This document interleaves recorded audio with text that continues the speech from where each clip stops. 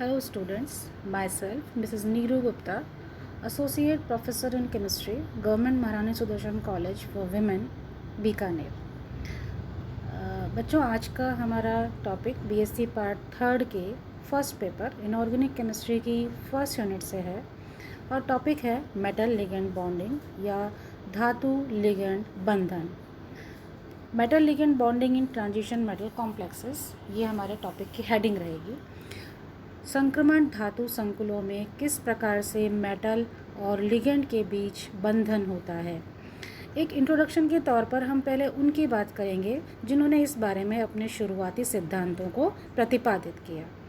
So there are different theories to explain the metal ligand bonding in coordination compound. धातु और ligand के बीच जब बंधन होता है तो बनने वाला बंध कोऑर्डिनेट बॉन्ड होता है, इसलिए इन कॉम्प्लेक्सेस को हम कोऑर्डिनेशन कंपाउंड्स भी कहते हैं।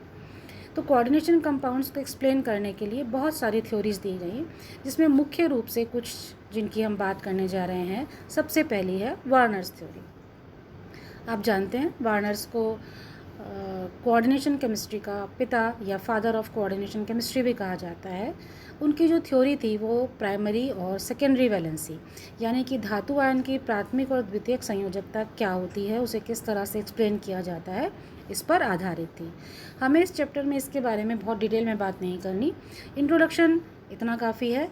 इसके बाद तो दूसरी थ्योरी पोस्टुलेट दिया गया वो था सिज़विक थ्योरी का। Sidgwick suggested that the metal ion accepts the electron pair from the ligand to achieve the next noble gas configuration.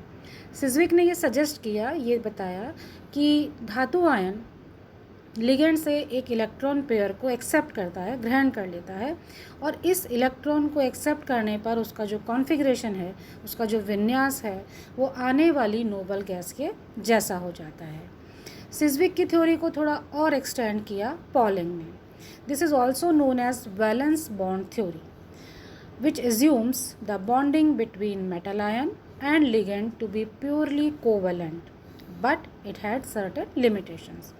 सिज़विक के बाद का सिद्धांत पॉलिंग का रहा, जिसे हम सामान्यतः संयोजकता बंध सिद्धांत के नाम से जानते हैं। इसके बारे में आप सेकेंड ईयर में काफ़ी कुछ पढ़ चुके हैं, और ये सिद्धांत इस बात पर आधारित है कि धातु आयन और लिगेंड के बीच एक शुद्ध सहसंयोजक बंध बनता है। लेकिन इस थ्योरी की भी बहुत सारी लिमिटेशंस थी, और इन लिमिटेशंस के बारे में हम इसी टॉपिक में आगे चर्चा करेंगे। और इन लिमिटेशंस को दूर करने के लिए या उनका सॉल्यूशन देने के लिए एक नई थ्योरी प्रतिपादित की गई, वो थी क्रिस्टल फील्ड थ्योरी या क्रिस्टल क्षेत्र सिद्धांत। क्रिस्टल फील्ड थ्योरी इस चैप्टर का मुख्य टॉपिक है, जिसमें हम आगे अलग अलग हेडिंग्स के साथ काफ़ी डिटेल में पढ़ने वाले हैं। लेकिन ये क्या है, हम इसके बारे में थोड़ा सा एक इंट्रोडक्शन पहले ले लेते हैं। To resolve the limitations of VBT, H Bethe and V Black introduced the new concept known as CFT, which is based on the assumption that metal ion and ligands are point charges and the interaction between them is purely electrostatic. H Bethe और V black ये दो scientist थे जिन्होंने VBT की limitations को ध्यान में रखते हुए उनको दूर करने के लिए अपना नया concept CFT, crystal field theory या क्रिस्टल क्षेत्र सिद्धांत इंट्रोड्यूस किया, जो इस बात पर आधारित था कि मेटल आयन और लिगेंड दो बिंदु आवेश हैं जिनके बीच में एक अंतर क्रिया होती है, और इस अंतर क्रिया से उनके बीच एक बंध बनता है जो कि प्योरली इलेक्ट्रोस्टैटिक होता है, जो कि प्योरली स्थिर वैद्युत होता है। The CFT addresses some points which are not explained by VBT। CFT ने उन सभी पॉइंट्स को, उन सभी बिंदुओं को एड्रेस किया, उनको समझाने की कोशिश की जो VBT के द्वारा नहीं समझाए जा सके थे। But first the main limitations of VBT are as follows. उनको स्टार्ट करने से पहले हमारे लिए जानना ज़रूरी है कि VBT की क्या क्या लिमिटेशंस थी या क्या क्या सीमाएँ रहीं। Number 1, it does not predict the relative stability of complexes. ये थ्योरी कॉम्प्लेक्सेस या संकुलों के आपेक्षिक स्थायित्व को नहीं समझा सकी। कौन सा संकुल कब किस स्थिति में और क्यों ज़्यादा स्थायी होगा और कौन सा संकुल कम स्थायी होगा, ये VBT द्वारा नहीं समझाया जा सका। तो ये इसकी एक मुख्य सीमा रही। It does not explain the colour of complex. हम जानते हैं कि ट्रांजिशन मेटल या संक्रमण धातु संकुल ज़्यादातर रंगीन होते हैं, लेकिन इनमें ये रंग किस प्रकार से आता है, क्यों आता है, इस बारे में वीबीटी से कोई व्याख्या नहीं मिलती। It does not explain the electronic spectra of complexes. ये कॉम्प्लेक्सेस के इलेक्ट्रॉनीय स्पेक्ट्रा को भी नहीं समझा सकी। It does not take into account the splitting of d orbital. D कक्षकों में किस तरह से विपाटन होता है, क्यों विपाटन होता है, अलग अलग ज्यामिति में विपाटन किस प्रकार होता है, ये सब कुछ वीबीटी के द्वारा समझाया जाना संभव नहीं हो पाया। It does not explain as why in some cases inner orbitals and in other cases outer orbitals are used in hybridization. VBT से ये समझाना भी संभव नहीं हुआ कि हाइब्रिडाइजेशन के दौरान, संकरण के दौरान कब अंतरकक्षक और कब बाह्य कक्षक भाग लेंगे, उनका पार्टिसिपेशन होगा, कैसे होगा, क्यों होगा, ये वीबीटी नहीं एक्सप्लेन कर सकी। And finally the VBT does not explain the formation of high spin and low spin complexes. VBT के द्वारा उच्च चक्रण संकुल और निम्न चक्रण संकुलों का निर्माण किस तरह से होता है, ये समझाया जाना संभव नहीं हो सका। तो मुख्य रूप से इन सारी सीमाओं को, इन सारी लिमिटेशंस को दूर करने के लिए CFT का प्रतिपादन किया गया, जो हमने अभी बात की। H. बैथे और V. ब्लैक ने इस थ्योरी को इंट्रोड्यूस किया। इस थ्योरी के बेसिक फीचर्स या इसकी मुख्य परिकल्पनाएं निम्न हैं। The transition metal ion is surrounded by the ligand with lone pair of electrons. CFT के अनुसार सबसे पहले ये कहा गया कि जो ट्रांजिशन मेटल आयन है, जो संक्रमण धातु आयन है, वो ऐसे लिगेंड्स से घिरा होता है जिनके पास लोन पेयर ऑफ इलेक्ट्रॉन या इलेक्ट्रॉन का युग्म होता है। All type of ligands are regarded as point charges. The ligands may be either ionic like fluoride, cyanide, etc., or molecules like ammonia, water, carbon monoxide, etc.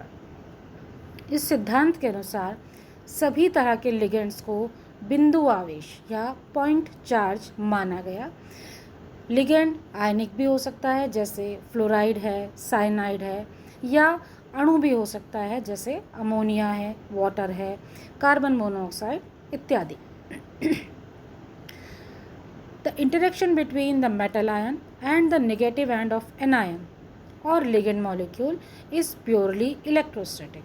जैसा हमने अभी ऊपर बात की कि मेटल आयन और लिगेंड मॉलिक्यूल, या अगर वो एनायन है तो उसके नेगेटिव एंड के बीच में जो इंटरेक्शन होता है, जो अंतरक्रिया होती है, वो प्योरली इलेक्ट्रोस्टैटिक होती है या शुद्ध रूप से स्थिर वैद्युत आकर्षण बल उनके मध्य काम करता है। So the bond between ligand and metal is 100% आयनिक, अर्थात धातु आयन और लिगेंड के बीच बनने वाला बंध 100% आयनिक होगा। In central metal ion 5 degenerate D orbitals are present. केंद्रीय धातु आयन के पास 5 डी ऑर्बिटल्स होते हैं जो कि डीजेनरेट होते हैं, जिनकी ऊर्जा विस्थानीकृत होती है, या हम कह सकते हैं कि पांचों की ऊर्जा समान होती है। They have the same energy, जैसा हमने अभी कहा कि ऊर्जा उनकी समान होती है। The ligand surrounding the metal ion produces the electric field which influence the energy. अब जब लिगेंड इसके चारों तरफ घिरे होते हैं, मेटल आयन को घेरे हुए होते हैं, तो वो एक इलेक्ट्रिक फील्ड, एक विद्युत क्षेत्र उत्पन्न करते हैं, जिससे मेटल आयन के डी ऑर्बिटल्स की ऊर्जा पर प्रभाव पड़ता है।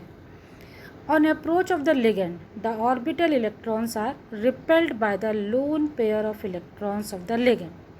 जब ये लिगेंड मेटल आयन को अप्रोच करते हैं, उसके नज़दीक पहुंचते हैं, तो मेटल आयन के ऑर्बिटल या कक्षक में उपस्थित इलेक्ट्रॉन्स लिगेंड की लोन पेयर ऑफ इलेक्ट्रॉन के द्वारा प्रतिकर्षण महसूस करते हैं, and this repulsion raises the energy of d orbital, और इस प्रतिकर्षण के कारण डी ऑर्बिटल्स की ऊर्जा बढ़ जाती है। Due to this electric field the energy of 5 D orbitals split up इस विद्युत क्षेत्र के कारण पांचों डी कक्षकों की ऊर्जा जो बढ़ती है उससे ये स्प्लिट हो जाते हैं या इनका विपाटन हो जाता है. Due to this, they convert into different set of orbitals having different energies. इस कारण से ये अलग अलग ऊर्जा के अलग अलग सेट्स में, अलग अलग ग्रुप्स में बट जाते हैं या बदल जाते हैं. This is called crystal field splitting. इसे क्रिस्टल क्षेत्र विपाटन कहते हैं and it is the main concept of CFT. और यही CFT या क्रिस्टल क्षेत्र सिद्धांत का मुख्य आधार है. On the basis of splitting, we can explain various properties of coordination compounds. इस splitting के आधार पर हम कोऑर्डिनेशन कंपाउंड्स या उप सहसंयोजन यौगिकों के बहुत सारे गुणों की व्याख्या कर सकते हैं, जैसे उनका चुंबकीय गुण है, उनके कलर्स हैं, कब कॉम्प्लेक्स हाई स्पिन होगा, कब लो स्पिन होगा, कब इनर ऑर्बिटल पार्टिसिपेट करेंगे, कब आउटर ऑर्बिटल पार्टिसिपेट करेंगे. इन सब की व्याख्या हम CFT के आधार पर कर सकते हैं. And the crystal field splitting will be different in different structures with different coordination number.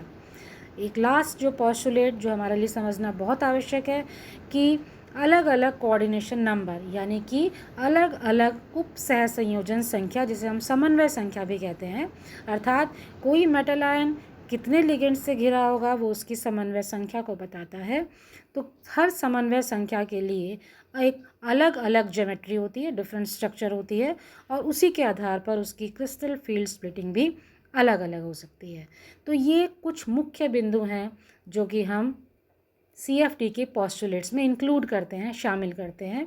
और इन बिंदुओं के आधार पर हम अपने आने वाले लेक्चर में अलग अलग ज्यामिति या अलग अलग ज्योमेट्री में, जैसे ऑक्टाहेड्रल ज्योमेट्री है, टेट्राहेड्रल ज्योमेट्री है या स्क्वायर प्लेनर ज्योमेट्री है, किस तरह से स्प्लिटिंग होती है, किस तरह से कॉम्प्लेक्सेस बनते हैं, उनकी CFSE या क्रिस्टल क्षेत्र स्थायीकरण ऊर्जा किस तरह से गणना की जाती है, इन सब के बारे में बात करेंगे. From today it's thank you.